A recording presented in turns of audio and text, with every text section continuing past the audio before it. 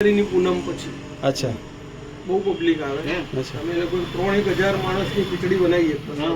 અચ્છા અને 70 ભરવા તો છે, કોઈ દુઃખી નથી અને બધાના છોકરા લાઈનસર બધા લાઈનસર છે. ઓહો તો બધા એમ માને છે કે આ પ્રોપર્ટી ભૈરવ દાદાની છે, એની કૃપા ને એનું જ છે બધું. એનું જ છે બધું. આપણે શું કામ નથી, આપણે રહીએ છીએ મોટી વસ્તુ છે. રહીએ છીએ મોટી વસ્તુ. આજે મારા ફાધર અહીં ગુજરી ગયા, અમે અહીંયા, અમારા છોકરા અહીંયા, એમના છોકરા અહીં રહેશે. વાહ ચા પીઓ, થોડી મજા આવશે. પીએ ચલો. મારો હું પોતે એનજીઓ છું. અચ્છા કે એનજીઓ? માનવ કલ્યાણ ટ્રસ્ટ છે મારું. હા એ પોતે ચલાવો છો તમે? પોતે ચલાવો છો? આમ અમારું કેવું છે, બહારનું છે ઓકે. પણ હું 28 વર્ષથી એમની સાથે છું. બરોબર. એટલે અત્યારે ટ્રસ્ટીમાં હું છે ને બધી રીતે હું છું. હા માએ વાત કરી માનવ કલ્યાણ. એમાં શું એક્ટિવિટી કરે?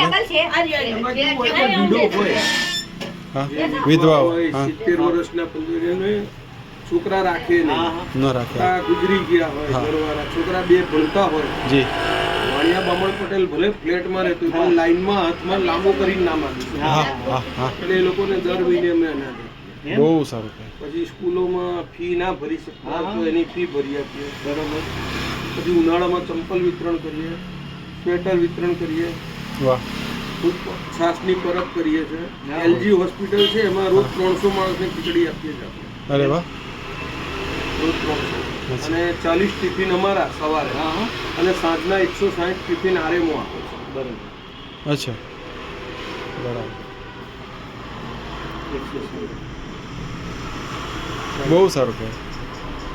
હમણે અમે ગઈ 18 તારીખે દાહોદ પાસે કરોદા પ્રાથમિક શાળા છે, એમાં 700 બાળકોને સ્વેટર આપીને આવ્યા.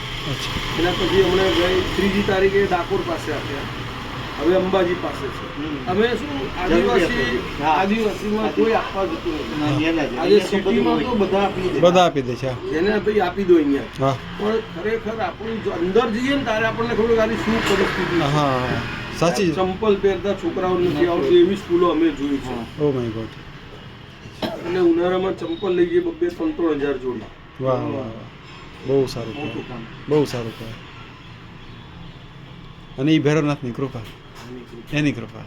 અમારા બોસ છે આફ્રિકા છે અને પૈસા અમે કોઈનું ડોનેશન નથી લેતા. નહીં ડોનેશન નહીં, વસ્તુ સ્વરૂપે આપો તમારા. પૈસા ઓકે. પૈસા નથી લેતા, એમના એકલા જ પૈસા. પ્રભુ અહીંયા તમે કેટલા વર્ષથી રહ્યો છો? અહીં 1949 49 થી રહ્યો છો.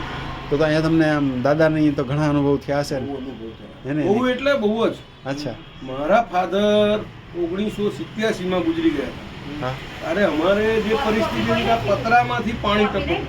હા પતરામાંથી પાણી ટપકતું એ પરિસ્થિતિ હતી. હતા સેન્ટ્રલ ગવર્મેન્ટમાં અને એ ટાઈમે 2500 પગાર હતો. પછી હા હા તમને 80-82 ની વાત કહું છું. હા અમારે અને એ ટાઈમમાં મારા મધર 20 બંગલા ઘરે કામ કરતા હતા, લોકોના વાસણ ઉટકવા જતા. સામે બોલવાનું છે સાહેબ.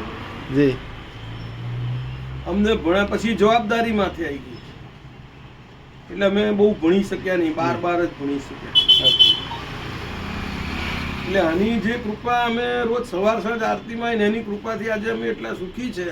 બહુ મોટી કૃપા છે. બહુ મોટી કૃપા. 10 વીઘા કામ કરું ને 5 છોકરાને મોટો કર્યો. વાહ મારી માં, બહુ સરસ. રાજકોટ હું આવું જ છું. એમ? અમારા 2 ફ્લેટ છે અમારા બોસના, કાલાવાડ રોડ ઉપર. અચ્છા. મોદી સ્કૂલ છે ને, હા હા હા મોદી સ્કૂલને અડીને. અચ્છા. હું ત્યાં જ રહું છું, એ બાજુ જ રહું છું.